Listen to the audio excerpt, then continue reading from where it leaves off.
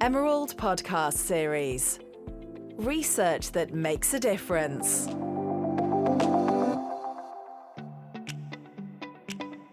Hello, welcome to the Emerald Podcast Series. My name is Thomas, and my guest today is Eric Kwame Adae, an assistant professor of public relations at Drake University School of Journalism and Mass Communication, USA. He was a communications consultant for over 15 years in Ghana. His research areas include Afrocentricity, CEO activism, corporate social responsibility and sustainability, corporate social advocacy, and social justice. He is also the author of the book CEOs on a Mission, part of the Emerald series, Communicating Responsible Diversity, Equity, and Inclusion. For more information on the book series, please visit our website. Eric Kwame Adae, thank you very, very much for joining us today. It's an absolute pleasure for me to be on this call with you to share some thoughts about my research in CEO activism. Fantastic. So you have your book. Can I first ask, well, what is it? What is it? Wow. Traditionally, companies are set up to make money or to achieve some strategic goals. They are not normally concerned about greater good causes, what happens in the society, social good, race relations, and the climate and environmental issues, for example. But we are seeing a certain marked change where companies are beginning to concern themselves with such things that normally are not directly related to making money. They are pursuing missions beyond their strategic goals.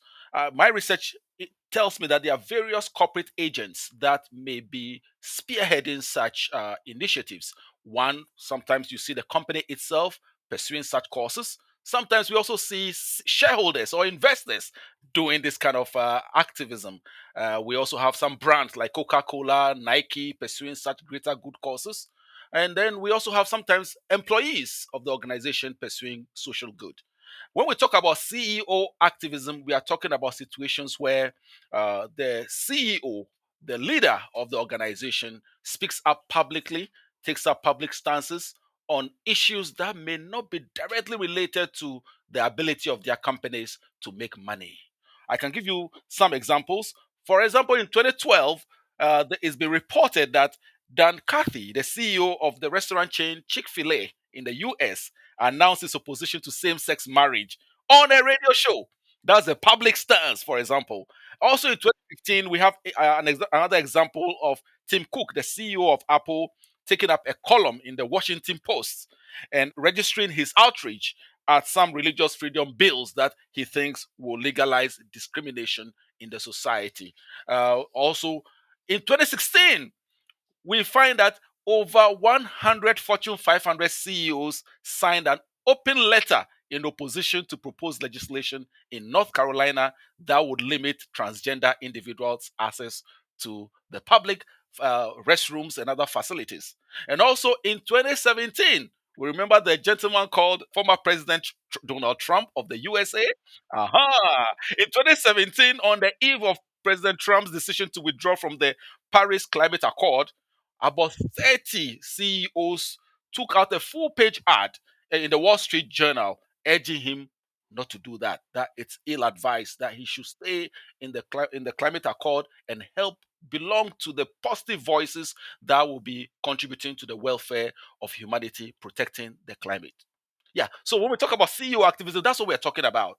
Instances where CEOs, as corporate agents, unique corporate agents, doing something, speaking up, taking action, and concerning themselves with normally controversial issues that may have nothing to do with the ability of their companies to make money. And my research also indicates, for example, that sometimes some of these stances actually imperil their organizations. So you wonder, why do they do that? Yes. What is driving this? That was the big question coming to me. Yeah. So, I mean, my research took me into a basic understanding of why would an organizational leader find himself or herself doing this. And I find that there are so many motivations driving this kind of actions. For example, Generally, we can talk about the desire for social change. We are seeing what some scholars call a democratic deficit in society. When we talk about democratic deficit, we are talking about a certain wide gulf, disjuncture between what governments promise and what they are able to deliver. Essentially, what we find on the ground is that governments, politicians overpromise, but hopefully underdeliver. So there's this deficit or huge democratic gap, which becomes unsettling for business leaders.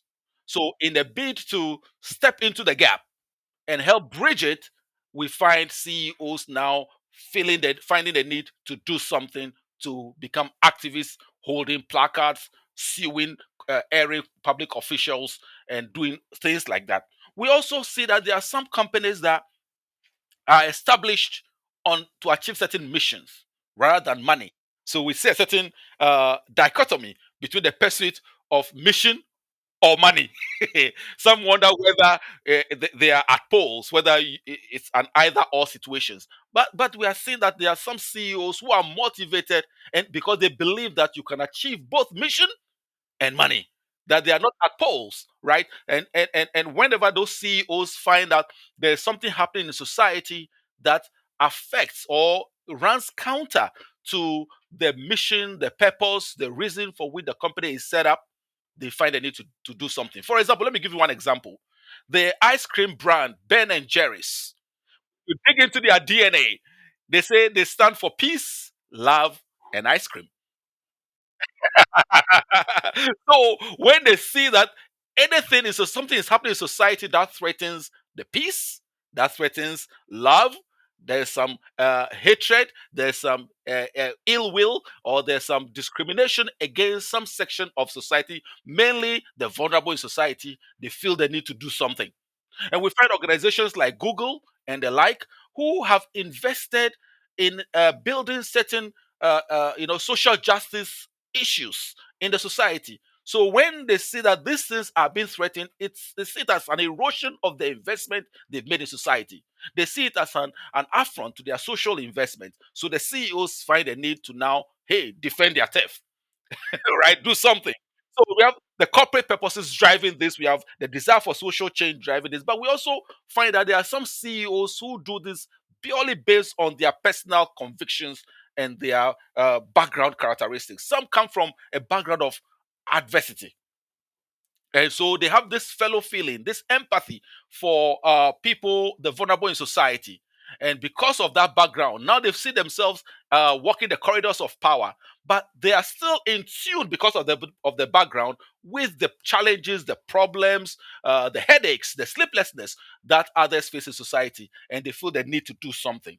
So these are some of the motivations. But we also see that some companies or CEOs engage in activism as calculated business decisions. They do it because it helps them to achieve, not because it helps them to advance welfare in society as such, or only advancing welfare in society, but because it helps them to also achieve their business goals. Okay, okay. Is this in some way related to, say, a few years ago, we are talking about the rise of the ethical investor and the ethical consumer? Does this relate? Yeah, it relates to that very, very much. So you are trying to be ethical, but when you dig deeper, you see that that ethical standpoint may well be just a veneer. It may just be very, very performative, and it's the major reason why you find that they are doing some of these things may be to be able to achieve their business goals. For example, my research in Ghana uh, unearthed one particular CEO who says that, wow, I'm an activist because, Eric, we are a financial institution. And because of my economic activism that I do, questioning the political or the economic policies of the government of Ghana, that has positioned me, the CEO, and my company as good stewards of economic resources. And because of that public image, we are able to go pick up funds from the various funding sources in the country at about 2% lower than our competitors. That means that our cost of funds are lower. And if we are able to now on lend, we have a wider spread. That's a clear reason why people do activism. But I sought out to do some research within the African context, and I found that there are some unique Afrocentric motivations driving this CEO activists in the country of Ghana. One motivation I found was the philosophy or worldview some call caritas. Caritas is a very interesting worldview. It's that idea that, wow, you have to be your brother's keeper, as we learn in the Bible. For example, if you're a powerful person in society, it doesn't mean that you should be divorced and be cruel and only be focused on making money. That your value in society depends how much on how helpful you are to others, how merciful you are, your loving kindness, empathy towards other people in society. So we find that these issues of a God or faith derived call on CEOs to be better people, to be better human beings, and to belong to the positive voice in society also drives them to be activists. All right. And then there's this unique Afrocentric philosophy we call Ubuntu.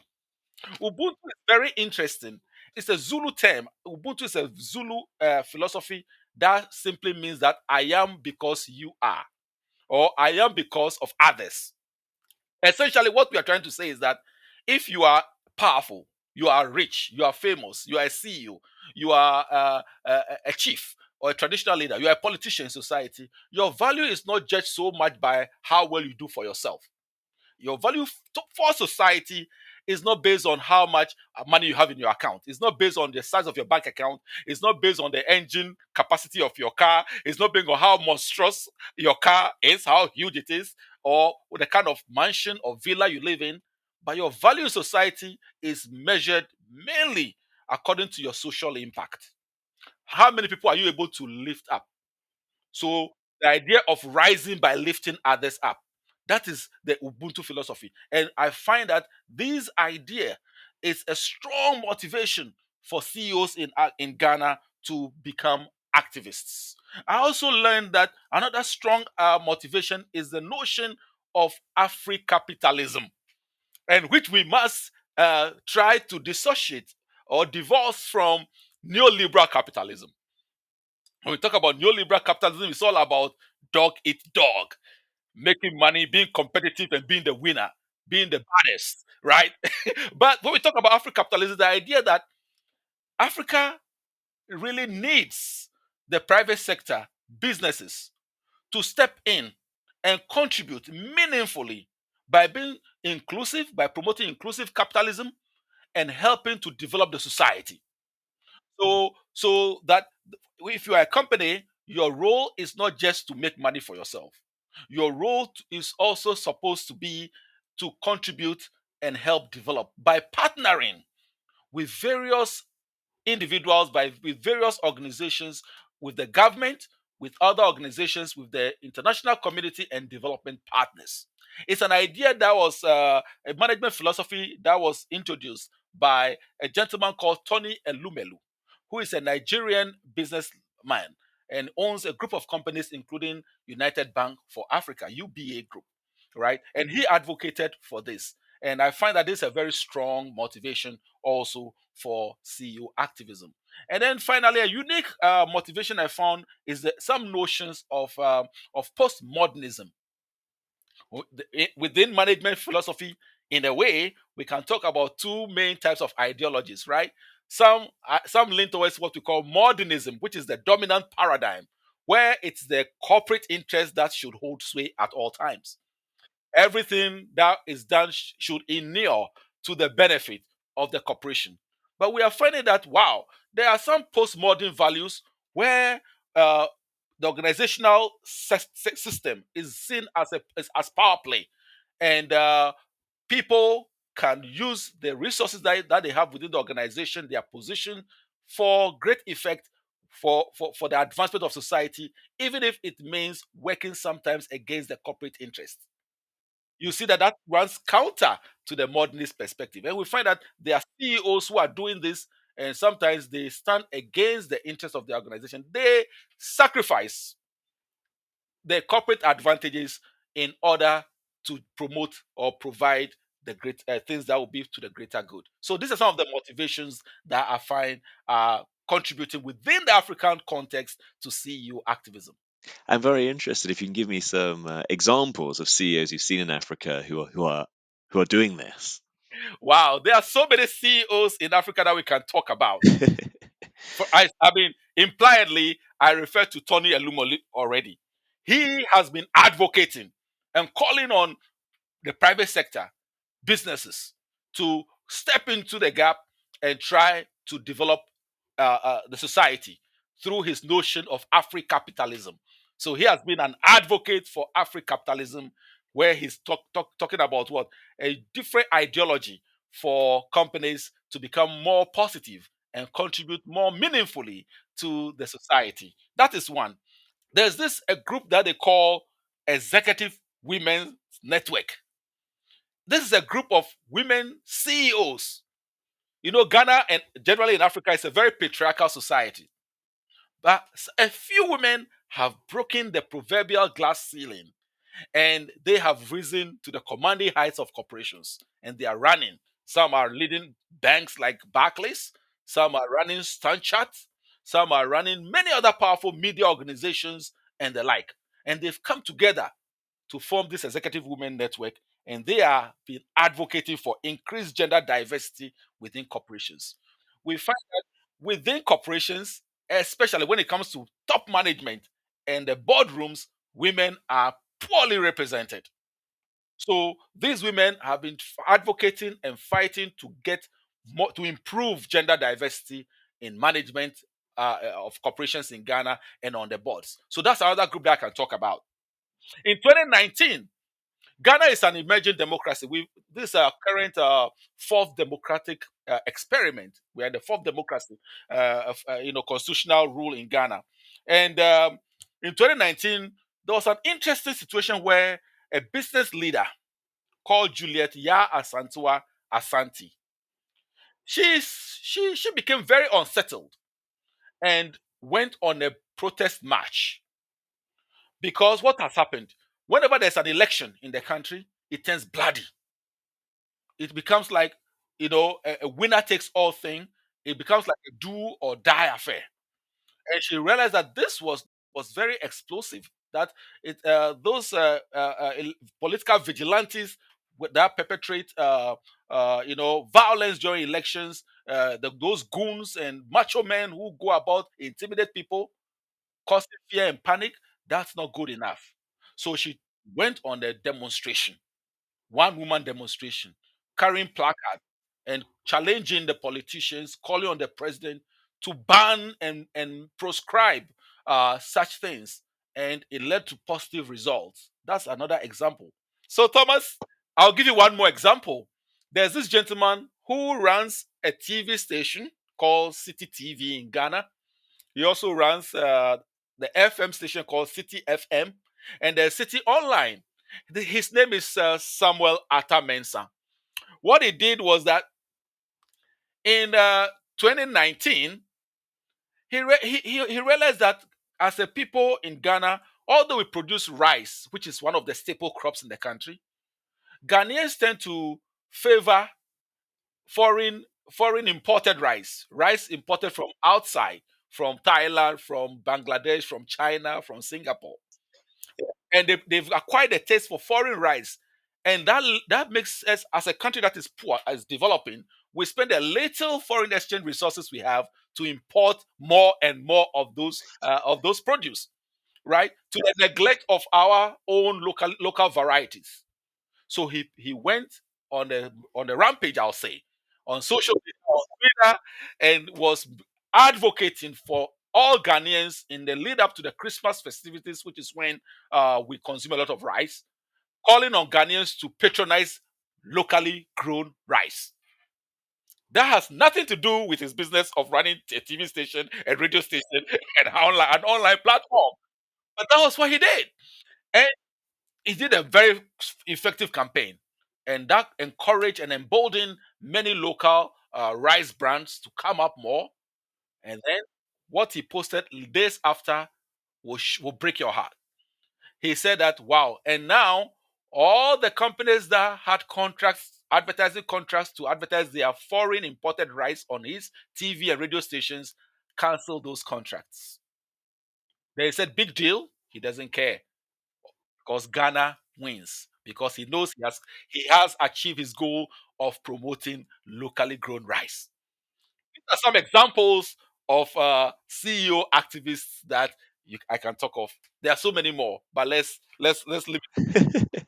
That is fascinating. And I'm wondering, having lived in China where people don't normally debate politicians, but they will debate CEOs. CEOs are much higher profile in China than they are in the West, in my experience. Do you find there's a difference between how CEOs are looked at in West Africa compared to, say, the USA? Well, how you are looked at as a CEO within the African context, I think, is it depends on what you advocate, how you posture yourself relative to issues that matter to people. Is your activism, can it be regarded as progressive activism? Or is it just neutral because you sit on the fence? Or can your activism be deemed to be regressive? Because you can also speak out in ways that drive the clock of progress backwards. So if your activism is more positive, which means that you are living according to the Ubuntu values, where you are doing things to help others rather than to hurt other people, then people will hold you, to applaud you, to support you, to defend you. But if your actions are seen to be either neutral, it means you are sitting on the fence, or is seen as rather supporting the negative voices in society, then people will come at you. Yeah, because presumably if people strongly disagree with the CEO, they will not buy. Yes, there's a strong effect. Actually, my research, interestingly, found that there's a strong correlation between the kind of actions that a CEO takes and some business outcomes, right?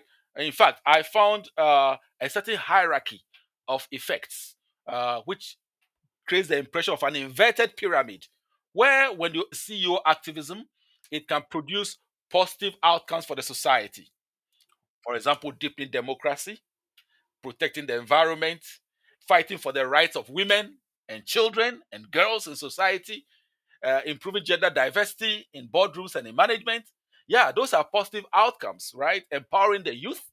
But then I also found below the wider societal outcomes, which generally are positive, I also found that there may be mixed, it may be a mixed bag of outcomes for the CEO's company and the CEO's person, himself or herself, right? So it's a mixed bag. For example, so CEO activism can be associated with what? Good outcomes for the company, where people, it influences positively purchase decisions, people's intention to buy your product or services. If you are a good CEO that is doing activism that promotes the general welfare of people in society, people tend to favor your brand, prefer your company and the product, its offerings, and they buy more of what you have to offer. But when you don't do activism, or when you speak to issues that harm other people, then people can stand against you. All right. Another benefit of activism to the company is obviously when you speak to greater good issues. For example, the media covers those issues. They cover what you're saying. So there's some media profiling. There's some publicity value that you can earn. You place your organization in a good light. For example, one CEO that I spoke to said that wow, they hardly spend any money on advertising because he has positioned himself as a CEO activist and is always punching holes in the economic policies of the government of Ghana. And whenever he speaks on those controversial issues, the media pick his things up. They interview. He's always in the TV stations talking about it, and he's always introduced as the CEO of blah blah blah company and all that. So his activism has some promotional value, but then there are some negative consequences for companies as well. The government can come very hard on you. A Yes. big part of that is they unleash their what I call their Rottweilers on you. Yes. The various Food and Drug Administration, the various supervisory and regulatory bodies can be can be unleashed on you, where they are always breathing down your back, your neck, asking for this, asking to come do this audit and that audit, to the extent where that you will not have the time, the mind space to even focus on your core business. I'm thinking of an example in China, a well-known CEO who always said the right things, was much loved, and then he criticized the government, and suddenly he had a tax audit that did not go very well for him. Yeah, yeah. And also, if you are a CEO, people can now shun your company. There are people who refuse to do business with you because of your activist stance, right? And because they say that they that touch pitch get their hands stained, so they don't want to touch you, right? They don't want to be associated with you. But it can also come with negative repercussions. If you are a CEO activist, I find that some have been threatened, some have been bullied online, some have lost their jobs, especially if you don't own the company that you run. Yes. Yep. So you can be fired. And some have been arrested and detained. Some have gone jogging and people want to run them over with cars. Some have had their tires slashed at car parks, their brakes tampered with. It can be a very dangerous thing to do. Yes. Yeah. And I'm curious, we're talking about companies representing themselves externally. If they're saying these things to the public, are they doing these things inside the company? Ah, so one tactic that I find also empirically is what I can describe as activism by living by example. Yes. So what some of the CEOs kept telling me is that you cannot be doing something externally while doing the obverse within your company. You cannot be championing gender freedom, women's rights, social protection, while being oppressive towards your own employees. So you have to practice what you preach internally, because people are going to see, and they're going to see whether your actions are just hypocritical, whether they are just a cover up, whether they're just a veneer for you to achieve profit, derive profit, or whether you really mean it. And one acid test for that is for them to see how you run your company, how you treat your employees. Are you promoting DEI within the organization? If you are busily carrying placards and issuing statements fighting laws that discriminate against transgender, LGBTQ, and other people in society, what are the policies within your company? Are they in tune with what you are doing externally, or they run counter to it? Absolutely. And it's an interesting move that companies seem to need to be more and more open, which isn't always what they want. Mhm. Yeah. Well, whether it's not a choice of whether you want to be open or not. People will always shine the spotlight, especially in this modern era of social media, Yeah. where communication has been, I'll say, democratized. People can form brand cults and come together, various brand groups, consumer action groups, and they will shine the light and they will expose erring entities in the society, including companies. So you may get away for a short while, but I think it's in your own long-term sustainable interest for you as an organization, for you as a CEO, to really mean what you do and be very honest. Have a higher purpose of protecting and being a positive role in the society. I'm curious, or from what you're saying, do you think this has really changed what a CEO is? Like what we need from a CEO? I think it's changed because even the CEOs themselves that I interviewed keep saying that they are seeing a certain evolution of the role, the traditional role of a CEO, that takes them beyond just safeguarding the economic prosperity of their companies. That if you are a CEO, your job description does not only include running your business efficiently, but also being a good voice in the society. That people expect CEOs to actually speak on issues, because if something is going on wrong in a society, something bad is happening in a society, and you are not able to leverage your wealth, your celebrity status in society, you are a star if you are a CEO, right? You're not ordinary. You are not a mere mortal. You're not a man of small. You are not. You are a man. You are a person of substance, of some means. People expect you to leverage that to fight for the welfare of all people. That if you don't speak and you decide to remain in your own silo, you are seen as supporting the wrong things in society. And people will vote with their pounds, they will vote with their dollars, and they will vote with their cedis for or against your brand and your company. So CEOs have no choice but to be activists. They must. Yes, it's expected. Actually, there's research that supports this, that the millennials, especially the more youthful population, they expect CEOs to speak on such matters. And when they are looking for places to work, the research is very vocal. It's shouting, screaming that when you are an activist, especially when you take on issues that matter to core stakeholders of your organization, it has a direct effect in determining your ability to attract top talent. Yes. So for example, millennials and other youthful populations, before deciding where to go work or whether to stay in the employment of a company, is determined by the kind of actions that the company takes and the actions of the CEO, the actions of the investors or shareholders, and the like. I can't wait for this to become more routinized, more normalized, and to be expected as a normal thing for companies and their leaders to be doing.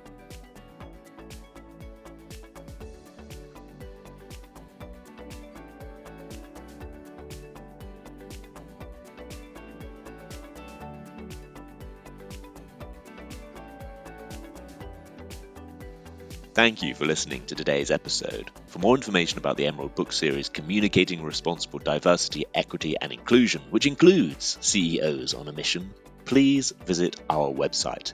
For more information about Eric Kwame Adae and for a transcript of today's episode, please see our show notes on our website. I would like to thank Daniel Ridge for his help with today's episode and also Alex Jungis from This Is Distorted. You've been listening to the Emerald podcast series.